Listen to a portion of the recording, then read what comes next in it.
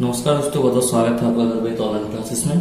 तो दोस्तों, आज की इस वीडियो में हम बात करेंगे यूपी बोर्ड 12th क्लास के मैथ के चैप्टर नंबर 3 मैट्रिसेस के बारे में। दोस्तों, इसमें हम एक्सरसाइज नंबर 3.3 लगा रहे हैं और ये आपका लेक्चर नंबर 21 है। ठीक है दोस्तों, इससे पहले मैं इसके ऊपर 20 लेक्चर बना चुका हूँ, मतलब चैप्टर नंबर 3 के ऊपर। तो आप उन्हें बारी बारी से देखते चले आइए और नोट्स बनाते चले आइए, जिससे कि आपको कोई परेशानी नहीं होगी। फिर भी अगर कोई परेशानी आती है तो आप मेरे कमेंट बॉक्स में लिखें, मैं उसे पूरी तरह सॉल्व करने की पूरी तरह कोशिश करूंगा। तो दोस्तों, देखते हैं क्वेश्चन नंबर 6 का फर्स्ट क्वेश्चन। 6 का जो फर्स्ट क्वेश्चन है वो है आपका, यदि ए बराबर हमें दे रखा है 2x2 का matrix cause alpha sign alpha minus sine alpha cause alpha हो तो सत्यापित कीजिए कि ए का परिवर्त अवयव इंटू ए बराबर आई। ठीक है, तो सिंपल हमें जो दे रखा है ए डैश बराबर इंटू ए बराबर आई, तो हम इसकी एलएचएस लेंगे। ठीक है, तो एलएचएस क्या है हमारे पास, ए का परिवर्त अवयव इंटू ए। ठीक है, तो हमें सबसे पहले ए का मान दे रखा है, लेकिन ए के परिवर्त अवयव की हमें जरूरत पड़ेगी, तो हम ए का परिवर्त अवयव निकाल लेते हैं। तो ए का परिवर्त अवयव सिंपल क्या है, आपका जो रो है उसे कॉलम बना देंगे। तो पहली रो जो होगा कॉज एल्फा साइन एल्फा से आपका सिंपल से आप कॉलम बना देते, तो क्या हो जाएगा आपका कॉज एल्फा और इसका जो हो जाएगा वो आपका साइन एल्फा। आप दूसरी जो रो है वो आप उसको कॉलम बनाएंगे, तो माइनस के साइन एल्फा और आपका कॉज एल्फा। ठीक है, अब सिंपल आपको क्या करना है, निकालना है आपको ए का परिवर्त अवयव इंटू ए, तो मान निकाल देते हैं। ठीक है, और ये हमें आई के बराबर सिद्ध करना है, मुझे एलएचएस ली है। ठीक है, तो ए डैश कितना है आपका कॉज एल्फा माइनस के साइन एल्फा और आपका कॉज एल्फा, और ए कितना है आपका cos alpha sign alpha minus sign alpha और कॉज एल्फा। तो सिंपल में क्या करना है, इसका मल्टीप्लाई करना है, तो मल्टीप्लाई कर देते हैं हम।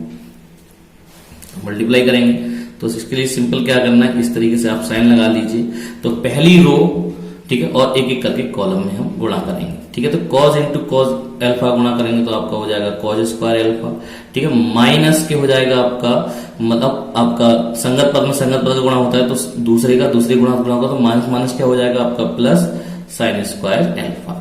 ठीक है, अब पहली रो और दूसरा कॉलम, तो cause alpha into sine alpha क्या हो जाएगा आपका cos alpha into sine alpha. इसी तरीके से आपका माइनस के sine alpha into cos alpha हो जाएगा माइनस के sine alpha into cos alpha. ठीक है, तो ये आपका आ गया। इसी तरीके से अब आप दूसरी रो लेंगे और एक एक करके कॉलम में गुणा करेंगे। तो साइन एल्फा का कॉज एल्फा में गुणा किया तो आएगा आपका sine alpha into cos alpha.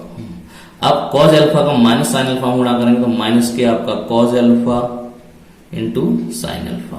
ठीक है, अब सिंपल दूसरी रो का दूसरे कॉलम के साथ गुणा करेंगे, sign alpha into sine alpha हो जाएगा आपका साइन स्क्वायर एल्फा प्लस ऐसे ही आपका cos alpha into cos alpha हो जाएगा आपका कॉज स्क्वायर एल्फा। ठीक है, आप देख सकते हैं इस समान पद एक माइनस से प्लस से कट जाएगा, इसी तरीके से आपका ये माइनस और ये प्लस समान पद कट जाएगा, तो हमारे पास क्या बचेगा, तो बचेगा हमारे पास साइन स्क्वायर एल्फा मतलब cause square alpha plus sine square alpha किसका मान होता है 1, ये आपका 0, ये आपका 0, ये आपका sine square alpha plus cos square alpha 1। तो ये किसका मान हो गया आपका, ये आपका एक आइडेंटिटी मैट्रिक्स हो गया, तो ये होता है आई के बराबर। ठीक है, तो ये आपका हमारा सिद्ध हो गया आपका एलएचएस बराबर आरएचएस। अब इस देखते हैं इसका 6 का सेकंड पार्ट।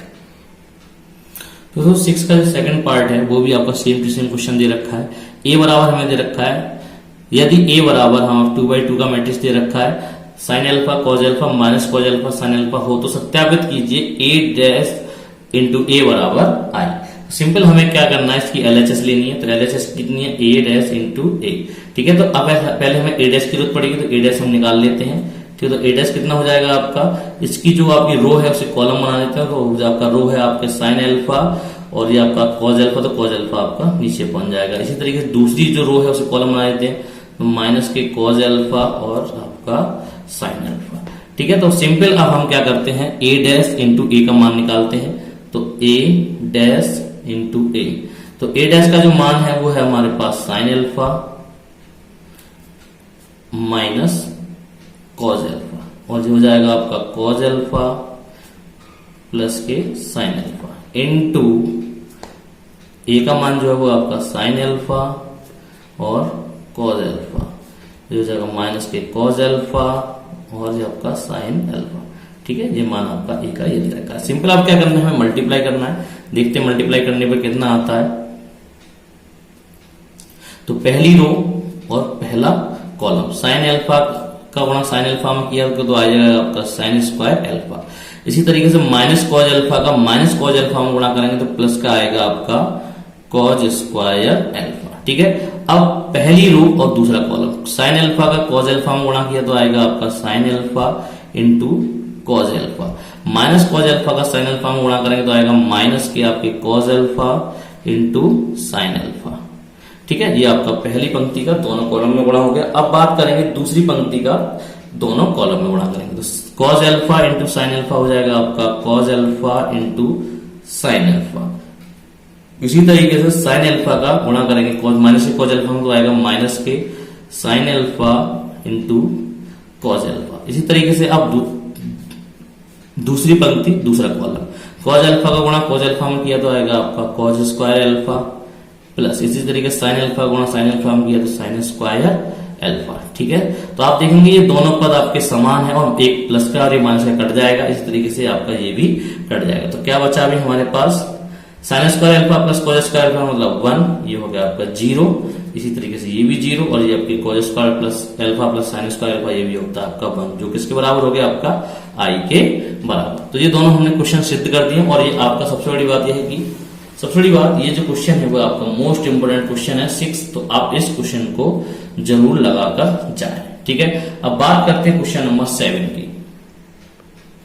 दोस्तों क्वेश्चन नंबर 7 का जो फर्स्ट क्वेश्चन है वो है सिद्ध कीजिए कि ए बराबर हमें 3/3 का मैट्रिक्स दे रखा है 1 -1 5 -1 2 1 5 1 3 एक सममित आव्यूह है।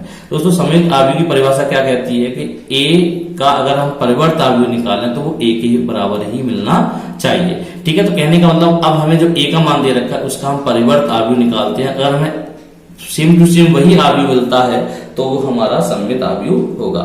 ठीक है, तो अब हम इसकी जो रो है उसे कॉलम बनाते हैं। ठीक है, तो पहली रो है आपकी 1 -1 5, उसको कॉलम बना देते हैं 1 -1 5। ठीक है, अब दूसरी रो जो है वो है आपकी -1 2 1, इसको कॉलम बना देते हैं दूसरा कॉलम -1 2 1। इस तरीके से आपकी तीसरी जो है 5 1 3, तो उसको भी हम कॉलम बना देते हैं 5 1 3। ठीक है, तो ये हमारा ए इनवर्ट मतलब ए का परिवर्त आव्यूह निकल आया। लेकिन हम देखते हैं कि हमने जो इसका परिवर्त आव्यूह निकाला ए डैश वो भी आपका सेम टू सेम ए के बराबर है। देखेंगे आप 1 -1 5 1 -1 5 -1 2 1 -1 2 1 5 1 3 5 1 3, तो बराबर किसके हो गए ये ए के बराबर। तो आप देखेंगे यहां से ए का परिवर्त आव्यूह ए के बराबर है, तो ये कैसा हो गया, अतः यह एक सममित आव्यूह है। ठीक है, अब देखेंगे इसका सेकंड क्वेश्चन। दोस्तों सेकंड क्वेश्चन हमें दे रखा है सिद्ध कीजिए कि ए बराबर आपका दे रखा है 3/3 का मैट्रिक्स हमें दे रखा है 0 1 -1 -1 0 1 1 -1 0 एक विषम सममित आव्यूह है। ठीक है दोस्तों, तो विषम सममित आव्यूह क्या कहता है कि अगर ए का परिवर्त आव्यूह निकालूं तो वो -a के बराबर होता है। ठीक है, मतलब ए का अगर कोई हमें आव्यूह दे रखा है उसका हम परिवर्त आव्यूह निकालें तो -a के बराबर होता है। और दूसरी जो पहचान होती है उसका जो मुख्य विकर्ण है वो आपका 0 0 0 होता है, तो 0 0 0 है। ठीक है, तो अब लेकिन हम पहले इसका परिवर्त आव्यूह निकालेंगे तो ए डैश हम निकाल लेते हैं। तो ए डैश का क्या करेंगे हम, ए डैश का मतलब है कि आपकी जो रो है उसे कॉलम बना देंगे। तो पहली रो है आपकी 0 1 -1, तो इसके हम कॉलम बना देते हैं 0 1 -1। ठीक है, आपकी दूसरी रो जो है वो हम या -1 0 1, तो इसको भी हम क्या बना देते हैं, कॉलम बना देते हैं -1 0 1। ठीक है, इसी तरीके से आपकी तीसरी जो रो है आपकी 1 -1 0, इसको भी हम कॉलम बना देते हैं 1 -1 और 0। ठीक है, तो अब हम क्या करते हैं, इसमें से अब माइनस चिन्ह कॉमन ले लेते हैं। तो माइनस चिन्ह जब कॉमन लेंगे तो क्या आएगा हमारे पास, देखेंगे हम। तो 0 में से कॉमन लूंगा तो कुछ फर्क नहीं पड़ेगा। -1 में से माइनस कॉमन लिया तो 1 हो गया, 1 में से कॉमन लिया माइनस तो माइनस का 1 हो गया। अब 1 में से माइनस कॉमन लिया तो माइनस का 1 हो गया। 0 में से कोई फर्क अंतर आएगा नहीं। और -1 में से माइनस कॉमन लिया तो जो 1 हो गया। -1 से माइनस कॉमन लिया तो आपका 1 हो गया। 1 में से माइनस कॉमन लिया तो माइनस का 1 हो गया, या आपका 0 हो गया। ठीक है, तो अब आप देखेंगे यहाँ पर ए जो मान है वो ए के बराबर है। आप देखेंगे 0 1 -1 0 1 -1 -1 0 1 -1 0 1 1 -1 0 1 -1 0। तो ये हो गया माइनस के, जो पूरा इसको लिख सकता हूं मैं ए, और किसका लिखा है हमने ए डैश। तो आप देखेंगे दोनों आपका जो आप चाहते थे वो आपका सिद्ध हो गया, ठीक है। माइनस ए डैश बराबर माइनस ए, ठीक है। तो ये क्या हो गया, अतः यह है एक विषम सममित आव्यूह है, ठीक है। तो ये हमने सिद्ध कर दिया, ठीक है। दोस्तों ये थी आज की वीडियो जिसमें हमने आपकी एक्सरसाइज 3.3 के क्वेश्चन 6 और 7 को लगाया है, ठीक है। दोस्तों इसकी अगली वीडियो में हम क्वेश्चन नंबर 8 से आगे क्वेश्चन, मतलब 7 से आगे क्वेश्चन लगाएंगे, जिसमें हम 8 क्वेश्चन नंबर की बात करेंगे, 9 की बात करेंगे। तो दोस्तों ये थी आज की वीडियो जिसमें हमने एक्सरसाइज नंबर 3.3 के क्वेश्चन नंबर 6 व 7 को हल किया है, ठीक है। दोस्तों इसकी अगली वीडियो में हम क्वेश्चन नंबर 8 से हल करेंगे। दोस्तों मिलते हैं इसके अगले पार्ट में। जय हिंद, जय भारत।